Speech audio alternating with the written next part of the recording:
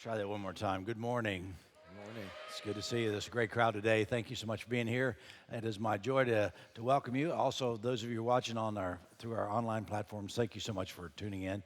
It's the first week in the last 2 weeks that we've come to church without it raining. It rained the last 2 weeks, and 2 weeks ago when it rained so hard, it really rained hard. It was one of the largest 9 o'clock crowds we've had in months. So for those of you who were there during that time, thank you for that. You came a little more wet than usual, but we appreciate that. And those of you who've been watching online in the last 3 weeks, it doesn't matter to you at all. The weather's the same where you are. We just hope you're comfortable. But thank you so much. You honor us by tuning in and watching what we have to say. So today we're in this series called Dreamers and Schemers. This is week number 3. This is a study in the life of Joseph. So we study these stories, and within these stories are wonderful truths. But we pick these stories up from the book of Genesis. And Genesis really is a book of beginnings. And Genesis means origins. And in Genesis, we find the origin of creation, the earth, animals, mankind. We find the origin of sin, the fall in the garden, the origins of languages, and the Tower of Babel. Not Babel, Babel. The origin of the rainbow. And when did that happen? It was after the flood. How about the origin of faith? Abraham believed God, and it was credited to him as righteousness. He simply just trusted God. And then the origin of the nation Israel. And there was, Israel, he was born as Jacob. And somewhere along the line after he wrestled with the angel of God, they changed his name to Israel. And really,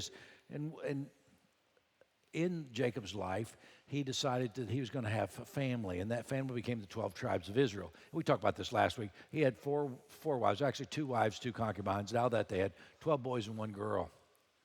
Can you imagine 13 kids? My family had 9. And I'm number 6 of 9. That's a lot of kids. But I can't imagine that many. So week 1, what do we talk about? Yeah, week 1, we open with the life of Joseph, and we found out some pretty interesting things about this guy. He was the favorite of his father, Jacob, of Israel. And because of that favoritism, his father gave him this coat of many colors. And it created some sort of jealousy, some envy, some animosity amongst his other brothers. He was one of 12. But him being a tattletale, we also found out his dad put him in charge of keeping an eye on the brothers. And he'd come back with reports if they weren't doing what they were supposed to do. So that, too, added to the contention between he and his brothers. Favoritism, he was a tattletale. And the biggest thing of all we found was he was a dreamer. Joseph had been given these dreams by God, communicated them to his brothers, and his brothers didn't really see it the right way. Then that led to week number 2. He's sent back to check on his brothers, but he's kind of aloof. His brothers are scheming against him. And we found out that the dreamer is vulnerable when the schemers try to destroy the dream. And what happened to Joseph? Well, his brothers schemed against him, threw him in a pit, sold him for 20 pieces of silver, and took that famous coat of many colors and dipped it in the blood of a dead goat, brought it back to their dad and said, "This is all that remains of your beloved son Joseph. What do you say?" And his dad rips his clothes and says, "I am distraught at the death of my favorite son." And we learned point 3 last week was the collateral damage of killing the dream is often severe. What those brothers did not realize they were doing, they weren't just getting rid of the favorite brother who caused them a lot of envy and animosity. They did a number on their dad. The damage done to their father was probably more than they expected. Meanwhile, Joseph is taken by this band of tribes who just bought him for 20 pieces of silver, and he's sold in Egypt to a man named Potiphar, who was a captain of Pharaoh's guards. And what this is teaching us is that God's dream is not so easily extinguished, no matter the circumstance you find yourself in.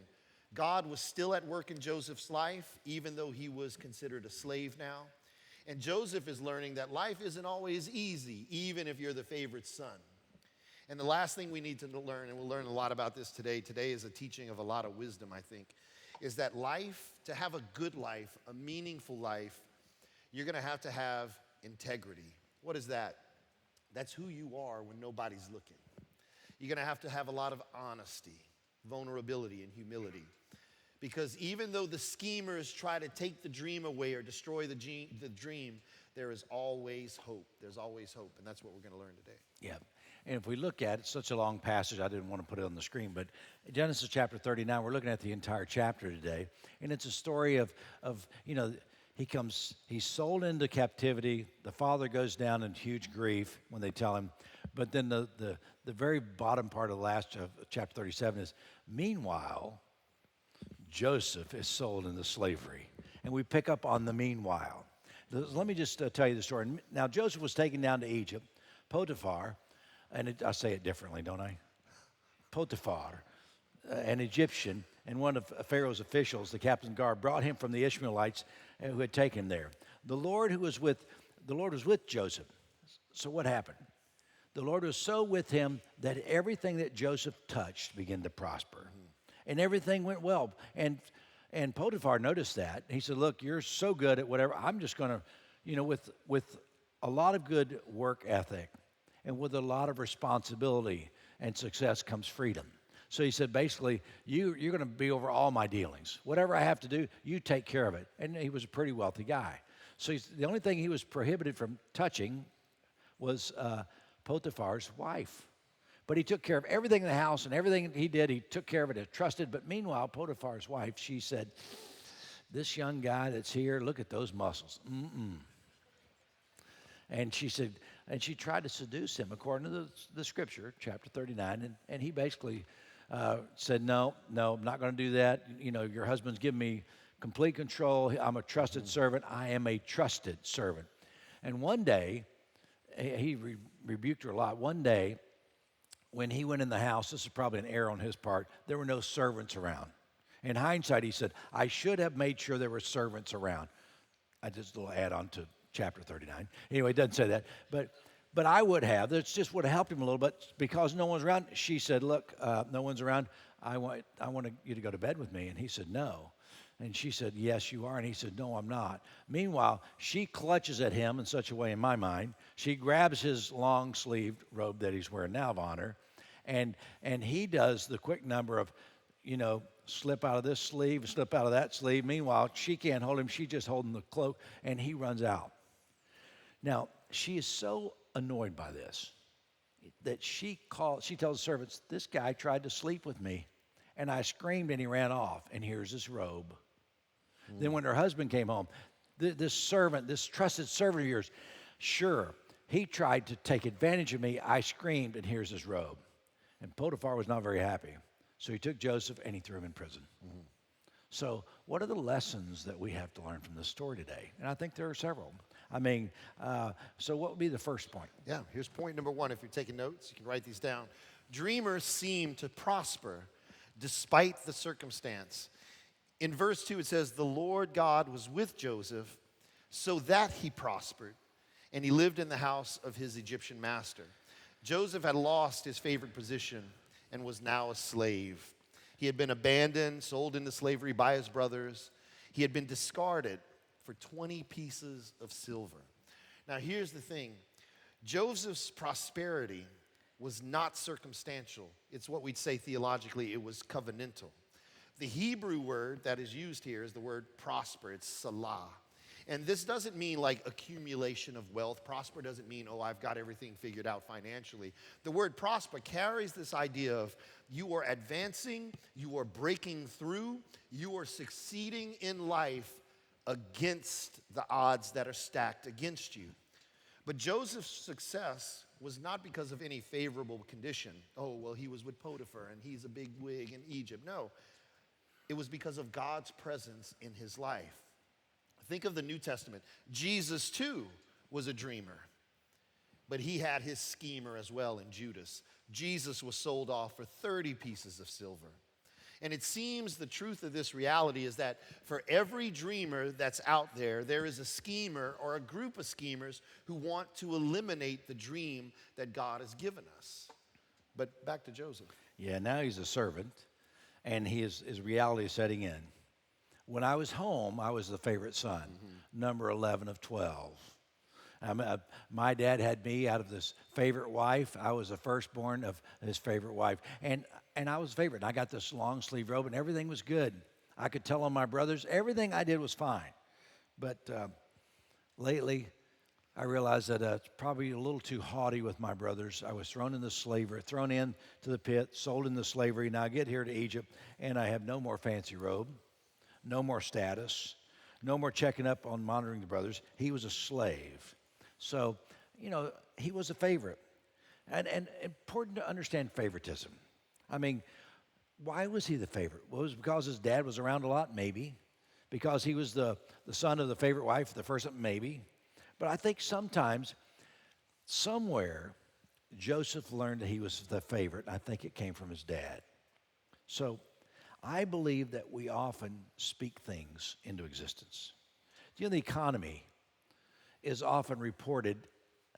If it's reported it's being bad, you'll see things begin to drop off. Stock market and everything begins to go down. If someone says up and say, oh, the economy is turning around, things are getting better, then all of a sudden it's a self-fulfilling prophecy. The news cycle really carries the day, whether the economy goes better or worse. It's almost a self-determining philosophy, but it also is true with our kids. Children live up to their expectations. If a child is told that they are good and sweet, they often become it. If a child is told they're smart, I know I was told this my whole life. You're getting it. I was number 6 of 9, But if you're told you're smart, you live up to it. If you're told you're stupid, you live down to it. In childhood development, little boys often do not develop as quickly as little girls. That's just what we've discovered. So often when a little boy is 5 years old and going to kindergarten, his birthday's August 31st, parents put him in because he can make the cut good enough, but you have the most immature kid in class at 5 years old. Now, I can tell you, my birthday's August 22nd. I was the youngest kid in my class all the way through. But I would like to have been a little older. I think it would help me.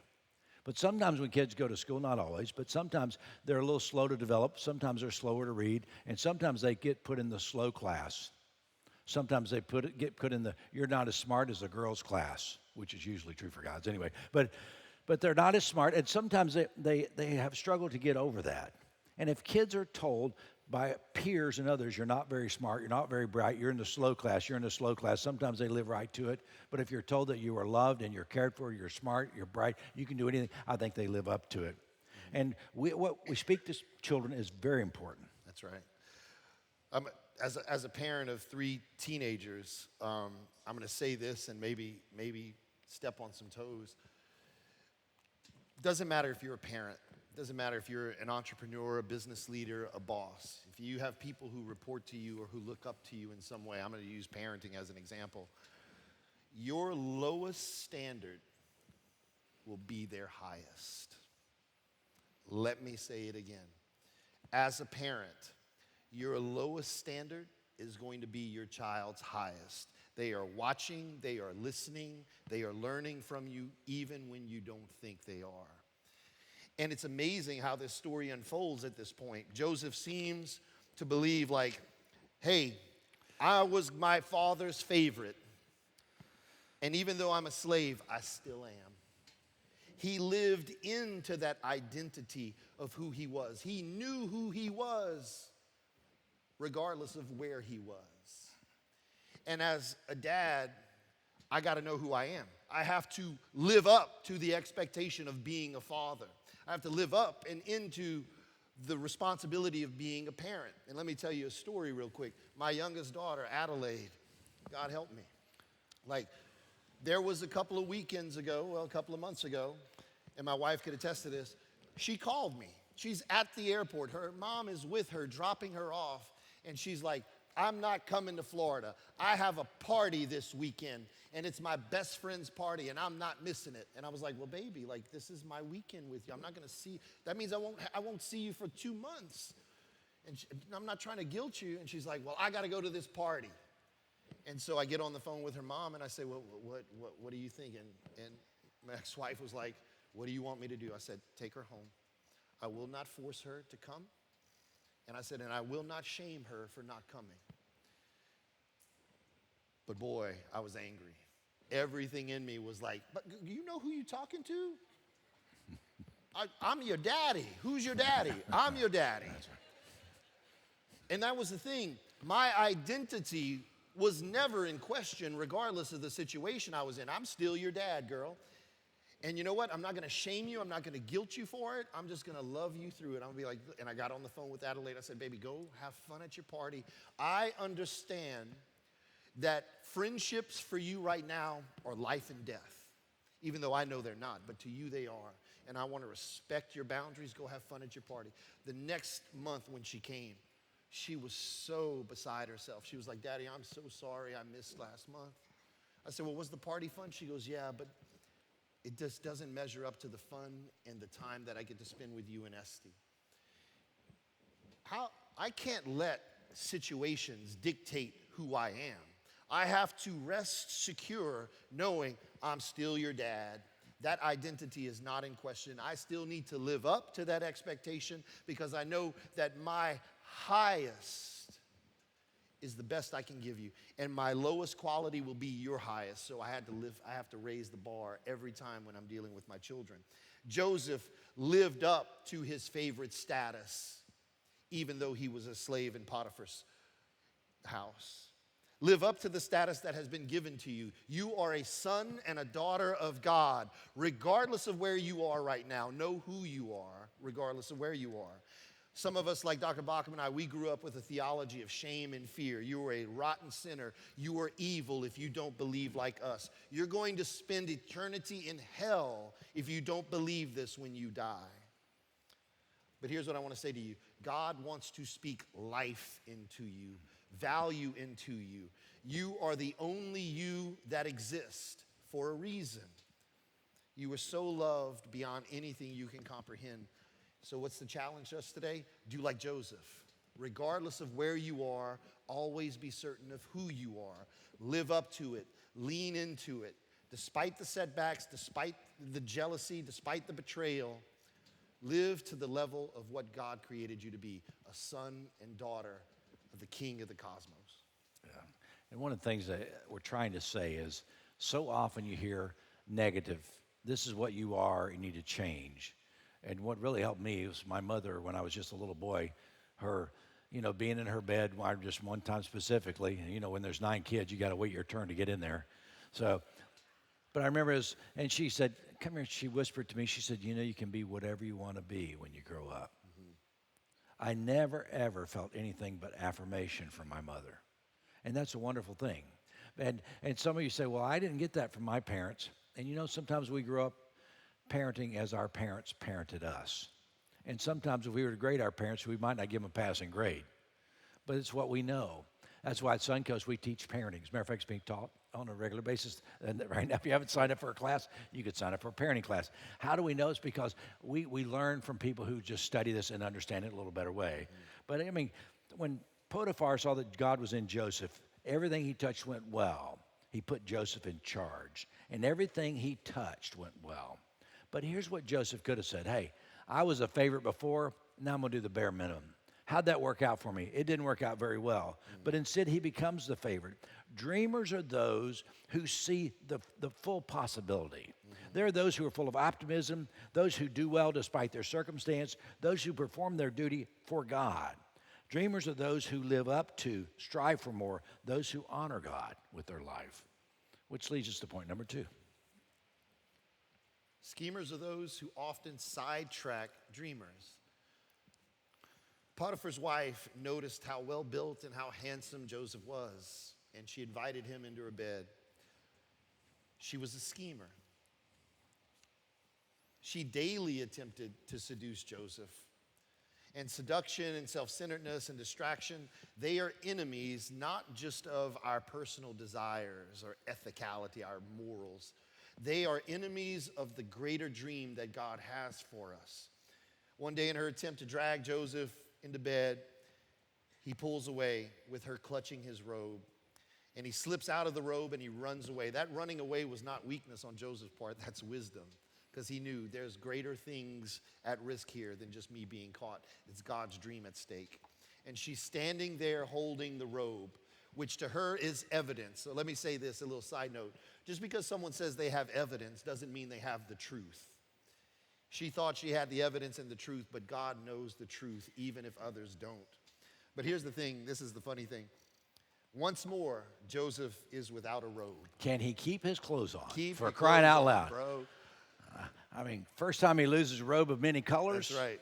And now he loses a robe to this seductress, Potiphar's wife. That's right. And I mean, I look at that and go, come on, dude, this is not that complicated. Yeah, so in that but here's what's interesting. A robe is a symbol of honor, right? And when he had the honor of the coat of many colors, when he lost that robe, he lost some of his honor, some of what could have been seen his prestige, his position. The second time he loses his robe, it's the right thing to do. He shouldn't have come back looking for the robe. He got out of the situation as fast as he could. So it's amazing how, you put the robes beside each other and say, well, this one he didn't want to lose, this one he had to get rid of. But either way, Joseph is an interesting character to study, a great Bible person to look at. That's right. So this is the thing we want to teach somewhat. That robe is a theological sort of symbol for honor. And honor is a tricky thing because it's not what you wear. Someone in the military, we honor them by what they wear, right? There are certain patches or certain emblems that they wear that give them a distinction of honor. But honor is more than what we wear. It's who we are. And that's the question for us today. For some of us, honor is what we get publicly. Honor is an award. Honor says, look at me and what I've achieved. And robes, even in Joseph's case, his father's robe of many colors was a robe of honor. The robe that Potiphar gave him was a robe of distinction, that he was elevated above other slaves. But how many of you guys ever been to court? You don't have to raise your hand. We're not going to penalize you. What does a judge wear? Oh, sorry. That's right. He wears a robe. And even in the 21st century, how do we address a judge in a courtroom? We call him Your Honor. And they wear robes today. But I'm going to make a radical suggestion for us today, Suncoast. Honor is not found in a robe or an emblem or a patch or even a judicial position. Honor is given to those who are worthy of it. Yeah, I agree. I have a friend of mine, when he prays, he uses honor in his prayer. And I thought, I don't know that I use the word honor very much, but here's what he would say. We are honored to be in your presence. We honor you with this prayer. And I begin to realize that's the honor. It's the respect. Yeah. It's that which we give to those around us. We honor them. We give them respect, not because of what they wear or how they look. It's because of their character. You earn it. If you want to be respected, earn the respect. If you want to be honored, you earn the honor. It's what you do in everyday life. I can't command it. I just get it. I give honor to lives of generosity and sacrifice. And Joseph was learning about honor, and we could learn from him today as well about that. That'll lead us into the final point of today, if you're taking notes. When the circumstances of life seem to strip away the superficial things I value, with God's help, I can realign my values. That's powerful. Let us sort of explicate that for you.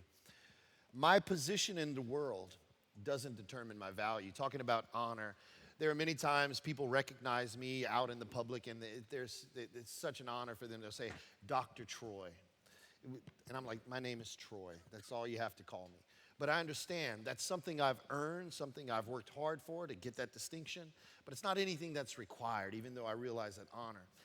But it's not about positioning yourself, which gives you value. You see, the world measures greatness by how high you're able to climb. But God measures greatness by how low you're willing to go in order to serve others. When the circumstances of life strip me from the things I value, I no longer value accumulation of wealth. That has no desire in me at all. Like owning this or that or having that much money. None of that stuff thrills me. You know what thrills me? Is when I see a person's life transformed by the love of God.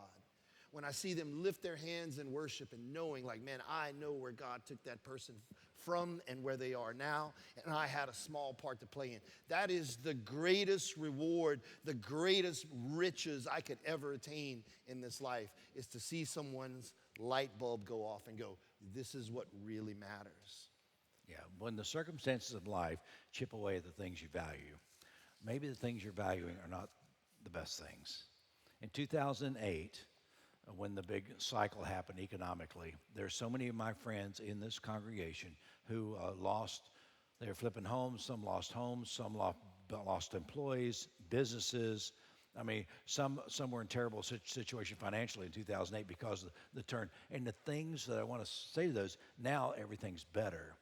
But if it's only those things that you value, and those things go through the theological gristmill, they go through the circumstantial gristmill, or life goes through the hard cycle. Let me tell you, the things that I value are different today than the things I used to value. For example, the things I value most there are my friends and my family. I value the love of God that lives within me. It's not like I pray and ask God, go, God, you're up there and I'm in here, but it's an awakening to the presence of God with me every day. So when the circumstances of life strip me away from the things that I value most, maybe I need to rethink my values because I don't think the circumstances can strip me from my connection with God. And I think that's important. That's right.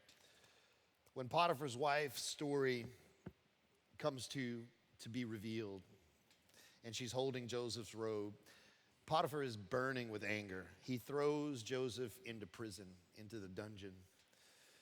And if I had been Joseph's counselor, I would have begun to ask Joseph some questions like, have you ever been here before? Have you ever been in this situation? And Joseph would have said, yeah, my brothers threw me in a cistern and sold me for 20 pieces of silver. I was in a caravan to Egypt. I was sold again to Potiphar to be a servant. And now he's just thrown me into his dungeons. Did you deserve to be here? If you were Joseph, what would you say? I didn't do anything except follow God's dream for my life. But here's what I want to say to us today, Suncoast. Sometimes prison, or what you call prison, is really preparation. Joseph's confinement was not a cancellation of the dream, but a classroom for leadership development. It's as though when you have faith, like true faith, faith not just the intellectual assent to I believe something. I don't care what you believe. You can believe in flying fairy ponies. That doesn't bother me. True faith leads to faithfulness. I'm putting into action that which I believe. And that's when I get into arguments with atheists all the time. They're like, well, prove God exists. Well, if I could prove it, I wouldn't need faith. Certainty and faith are the opposition to one another. Faith does this for me. It reframes my reality. Faith gives me a hope that I cannot see, but yet still trust that one day I will see it. That's what faith does to me. Faith does not give me the trump card, ace of spade, to oppress people who believe differently than me. Oh, you believe that? You don't believe that? Oh, well, you're wrong, I'm right. No, that's irrelevant. Prison for Joseph was preparation for something greater than him. So what are those things I keep putting in my life that puts me in chains? What am I doing that makes people want me to leave a room? What do you do when you walk in a room? Are people excited that you're there? Are people like, they're kind of tough to be around? Are you a pain in the butt? Are you egotistical? Are some people happy when you leave? See, greatness, humility, is not the wealth I have. It's not how much authority I have. Greatness in God's eyes is something that is underneath the skin and bones of who I am. That's where the heart of God is found, is within me, not any external things that I have. And so let your faith give you the resilience to follow God's dream regardless of where you are. Yeah, I think greatness in Jesus' words was summed up in this one word, servanthood. Yeah. And the more Joseph embraced that, the more he would begin to say, hey, these circumstances have not always been good, but God has always been there. That's right. And I think that's important. So the next thing you know, you find Joseph has found favor. He's in the prison. And what happens in prison? Oh, it's a great story. But you have to come back next week to find out the rest of the story.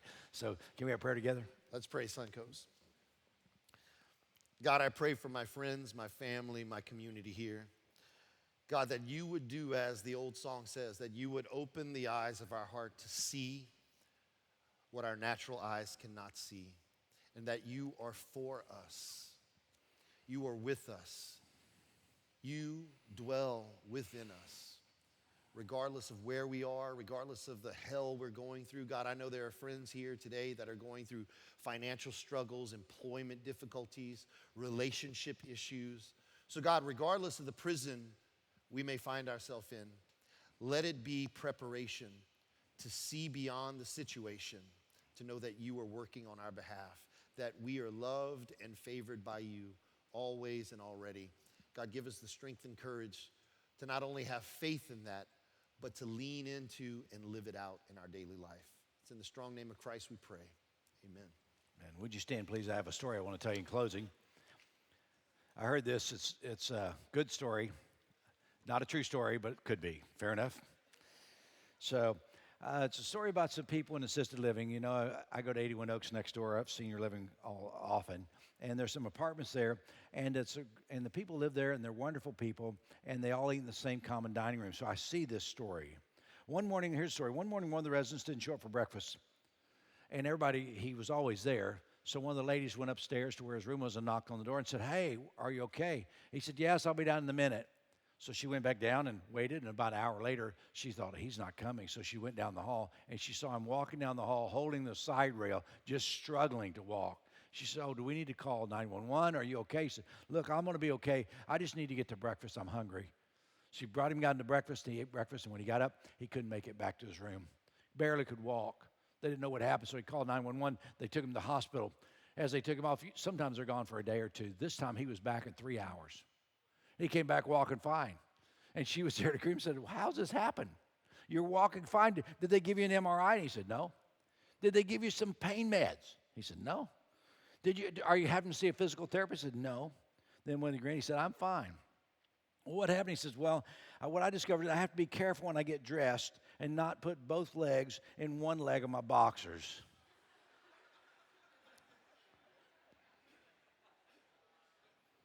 So Joseph, keep your clothes on, and when you put your clothes on, put your legs one in each boxer. Put your clothes on right. And here's what I say today. Today I want you to be clothed with all the love that God has for you. Why? Because you're his favorite. He loves you, so do we. God bless. Thanks for coming.